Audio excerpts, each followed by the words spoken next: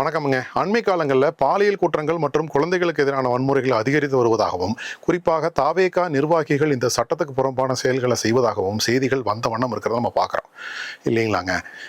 ஒரு பானை சோற்றுக்கு ஒரு சோறு பதம்ங்கிற மாதிரி சிலதை பார்த்தோம்னா, சேலம் வீரபாண்டியில் 50 பெண்களை வேலை வாங்கி தருவதாகவும் திருமணம் செய்து கொள்வதாகவும் சொல்லி அவர்களுடைய புறவிலக்கலில் பதிவுகளை எடுத்து மிரட்டி விலை மாதராக்க தூண்டியிருக்கிறாருங்க தாவேகா நிர்வாகி மணிகண்டன்கிறவர்.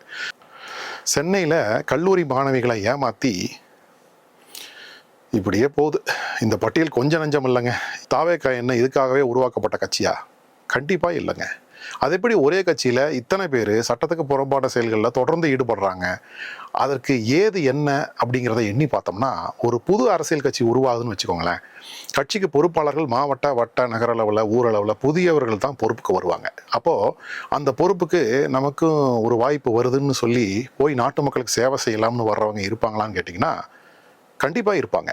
ஆனால் பெரும்பாலும் அந்த ஊரில் இருப்பவங்கெல்லாம் ஆதாயம் தேடி காத்திருக்கக்கூடிய சமூக பகையர்கள், திருடர்கள், போதை பழக்கம் உள்ளவர்கள் மற்றும் பல தீய சக்திகள் தான் முதல்ல ஓடி போய் சேர்ந்துக்குவாங்க. அதுக்கு பிறகு பதவியோ பலமோ இல்லாத போது சிறிதேனும் அச்சத்தோடு அவங்க செயல்பட்டு இருந்திருப்பாங்க இல்லையா? இப்போ தான் இருக்க கட்சியில் ஒரு பொறுப்புன்னு ஒரு கருவி கைக்கு வந்த உடனே ஆட்சி நம்மளோடது தானே, எதேச்சியாக செயல்படலாம்னு செயல்பட துவங்குவாங்க. அதனோட வெளிப்பாடு தான் பொதுவில் எல்லோரும் பார்க்க சமூக குற்றங்களில் ஈடுபடுறது. இதை நம்ம ஏற்கனவே நம்ம நாட்டில் பார்த்துருக்கோம். 10-15 ஆண்டுகளுக்கு முன்னாடி தமிழ்நாட்டில் அதுவரை இல்லாத ஒரு கட்சி தலையெடுத்து வந்தது இல்லையா? அப்போது நம்ம அதை பார்த்துருக்கோம். இது இன்னும் தொடர்ந்துட்டே தான் இருக்குங்க. இது எப்படி தடுக்கிறது? அதுக்கு என்ன வழி?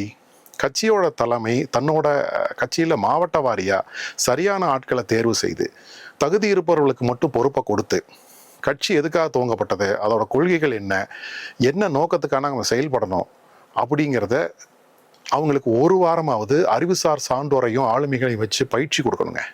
மக்களிடம், அரசு அலுவலர்களிடம் எப்படி செயல்பட வேணும் அப்படிங்கிறத சொல்லி கொடுத்து கட்சியை கட்டமைக்கணும். முதல்ல கட்சிக்கு கொள்கை மற்றும் நோக்கம் இதெல்லாம் இருக்கணும். அது வேற கதை.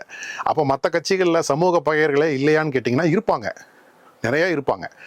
ஆனால் சிறிதளவாவது தலைமைக்கு பணிந்து மக்கள் பார்வைக்கு அச்சப்பட்டு செயல்படுவார்களா அவங்க இருப்பாங்க. இப்படி பட்டவர்த்தனமாக பொதுவில் சிறுமையோடு நடந்துக்கிறவங்களா இருக்கவே மாட்டாங்க. இருந்தால் என்ன ஆகும்னு அவங்களுக்கு தெரியும்.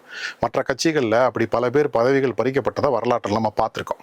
இதையெல்லாம் சீர்படுத்துறதுக்கு தலைமையே வாயை திறக்காமல் குப்புறப்படுத்திட்டு கொரட்டை விட்டுட்டு இருந்தா நாடு குட்டிச்சவராக தங்க போகும். சீர்படுத்த வேண்டிய இடத்துல சீர்படுத்தி, தட்ட வேண்டிய இடத்துல தட்டி கட்சியை கட்டுக்கோப்பாக கொண்டு வந்தால் தான் அடுத்த தேர்தலை அவங்க சந்திக்க முடியும். இல்லைன்னா மானம் கெட்டு போயிடும். இது புரிஞ்சுக்குவாங்களான்னு தெரியல. வணக்கம்.